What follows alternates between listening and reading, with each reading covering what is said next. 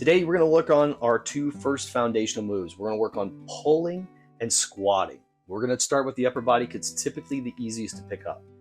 First thing we want to think about, again, we have our core braced and shoulders well on our back. As we reach out, you're just going to reach your hands out forward. First thing you're going to note, are you reaching super far and your back is rounded? Don't do that. Maintain. This position here is going to limit how far you can reach, but that's okay. We're really trying to work in our, in martial arts, we would call it like our area of control or power. We never want to reach beyond what we can be strong. So we want to stay here.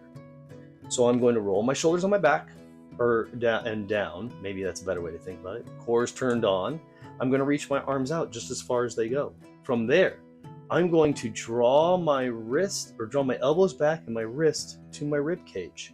Women, this is about a little bit below bra lines, but mid-rib. Arms should be at about a 90 degree. And then I'm just going to reach back forward. Again, not too far, nice and tall, and pull in. And just do this arm motion for a couple times. Breath involved. I like inhale out, exhale in. And that's to almost everything. Inhale out, exhale in. Okay. That is the arm motion to it. For Explorer Heroes, I highly recommend bands. And what you'll do is you'll wrap it around something that's going to be sturdy, and then you're going to reach up onto the band to a point where you're going to feel tension even with your arms straight. From there, you're going to draw those wrists to that rib cage, keeping that shoulders on the back and making sure that we're not overarching our back or overreaching and rounding.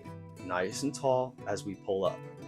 If this is too much for explorers, you can just absolutely do that arm motion and think about squeezing the muscles, like flexing the entire time. Flex, flex, flex, flex, flex, flex, flex, and reach out.